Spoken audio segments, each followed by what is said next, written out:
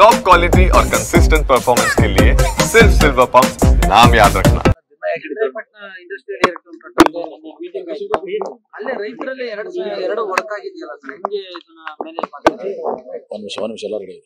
ರೆಡಿನಾ ಎಲ್ಲರೂ ಒಳ ಬರ್ತೀರಾ?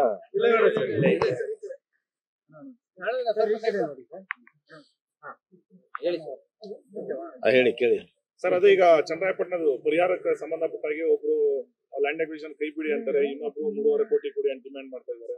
ಏನ್ ಸರ್ ಅವರಲ್ಲೇ ಒಂದ್ ರೀತಿ ಗೊಂದಲ? ಅದೇನು ವಾಡಿಕೆ ನಾವು ಸೃಷ್ಟಿ ಮಾಡಿದ್ದಲ್ಲ.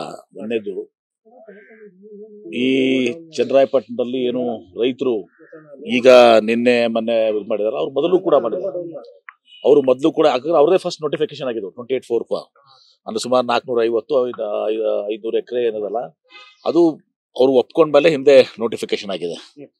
ಅದು ಆ ರೈತರು ಕೊಡ್ಲಿಕ್ಕೆ ಬಹುತೇಕ ಜನ ರೆಡಿ ಇದ್ದಾರೆ. ಆ ರೈತರದು ವಿಷಯ ಬೇರೆ. ಈಗ ಅದನ್ನ ಬಿಟ್ಟು ಇವ್ರು ಹೋರಾಟ ಮಾಡ್ತಾ ಇರುವಂತದ್ದು ಏನಿದೆಲ್ಲ ಅದು ಬೇರೆ ಇದೆ. ನಾಳೆ 15ನೇ ತಾರೀಕಿಗೆ ಮೀಟಿಂಗ್ ಇದೆ. ಮೀಟಿಂಗ್ ನಲ್ಲಿ ಮುಖ್ಯಮಂತ್ರಿಗಳು ಅವ್ರಿಗೆ ಏನ್ ಹೇಳ್ಬೇಕು ಅದನ್ನ ಹೇಳ್ತಾರೆ. ನಿನ್ನೆ ಸಭೆ ಈಗ ಅದನ್ನ ನಿನ್ನೆ ಸಭೆ ಆಗಿದ್ರ ಇಲ್ಲಿ ಹೇಳಕ್ ಬರಲ್ಲ. ಮುಖ್ಯಮಂತ್ರಿಗಳು ಅದನ್ನ ನಮ್ ಜೊತೆ ಚರ್ಚೆ ಮಾಡಿ ಸಾಧಕ ಬಾಧಕ ಎಲ್ಲವನ್ನೂ ಚರ್ಚೆ ಮಾಡಿದಾರೆ. ಮಾಡಿ ಈಗ 15ನೇ ತಾರೀಕಿಗೆ ಮುಖ್ಯಮಂತ್ರಿಗಳು ತಮ್ಮ ಅಂತಿಮ ನಿರ್ಣಯ ತಿಳಿಸ್ತಾರೆ.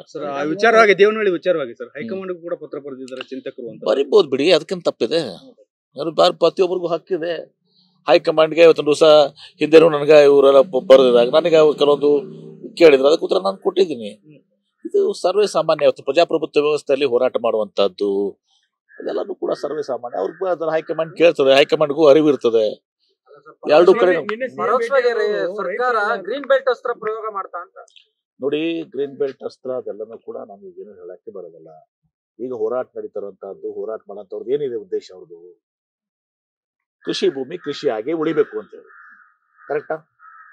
ಕೃಷಿ ಭೂಮಿ ಕೃಷಿಯಾಗಿನೇ ಉಳಿಬೇಕು, ಬೇರೆ ಉದ್ದೇಶಕ್ಕೆ ಬಳಕೆ ಆಗ್ಬಾರ್ದು ಅಂತ ಅವ್ರ ಡಿಮ್ಯಾಂಡ್ ಇದೆ.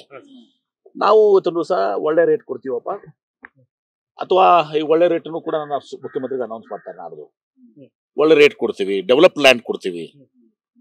ಅಲ್ಲಿ ಬೆಲೆ ಬಾಳೋ ಭೂಮಿ ಇದೆ, ಡೆವಲಪ್ ಲ್ಯಾಂಡ್ಗೂ ಕೂಡ ಅಷ್ಟೇ ಬರ್ತದೆ. ಈಗ 10,781 ಸ್ಕ್ವೇರ್ ಫೀಟ್ ಕೊಡ್ತೀವಿ. ಅದನ್ನು ಸ್ವಲ್ಪ ಜಾಸ್ತಿ ಮಾಡ್ಲಿಕ್ಕೆ ಮುಖ್ಯಮಂತ್ರಿಗಳಿಗೆ ಚಿಂತನೆ ಮಾಡ್ತಾ ಇದೀವಿ. ಅದೆಲ್ಲ ಆಫರ್ ಮಾಡ್ತೀವಿ. ಇಷ್ಟ ಆದ್ಮೇಲೆನೂ ಕೂಡ ಇವರು ಇದು ಮಾಡಿದ್ರೆ ಅದು ಮುಂದೆ ಮುಖ್ಯಮಂತ್ರಿಗಳು ಹೇಳ್ತಾರೆ. ಅವಾಗ ನೋಡಿ, ನಿನ್ನೆ ಒಂದ್ ಹೇಳ, ನಾನು ಅವ್ರ ಇದ್ರಲ್ಲಿ ಬೀಳಕ್ಕಾಗಲ್ಲ. ಯಾರು ಹೋರಾಟಗಾರ ಅಲ್ಲ ಅಂತ ಅನ್ನೋದನ್ನ ನಿರ್ಧಾರ ಮಾಡಕ್ಕಾಗಲ್ಲ.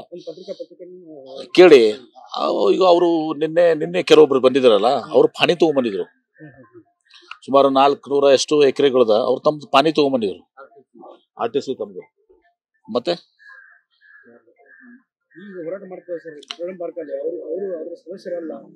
ಸದಸ್ಯರಲ್ಲ, ಬೇರೆ ರೈತರು. ಭೂಮಿ ಇದ್ದವನು ಇಂಪಾರ್ಟೆಂಟ್ ಅಲ್ಲ. ಭೂಮಿ ಈಗ ಇದ್ರಲ್ಲಿ ಯಾವುದೇ ಇದ್ರಾಗ ಈಗ ಯಾರು ಇಂಪಾರ್ಟೆಂಟು? ಭೂಮಿ ಇದ್ದ ರೈತರು ಇಂಪಾರ್ಟೆಂಟ್. ಈಗ ನಾನು ಹೋರಾಟ ಮಾಡ್ತಿದ್ರೆ ನನ್ನ ಭೂಮಿ ಇಲ್ಲಪ್ಪ, ನಾನು ಹೋರಾಟ ಮಾಡ್ತಿದ್ದೆ ಅಂತ ಹೇಳಿ ನಾನು ಇಂಪಾರ್ಟೆಂಟ್ ಅಲ್ಲ. ನನಗೆ ರೈತರು ಕೂಡ ಡೈರೆಕ್ಟ್ ಇರೋ ಸಂಬಂಧ.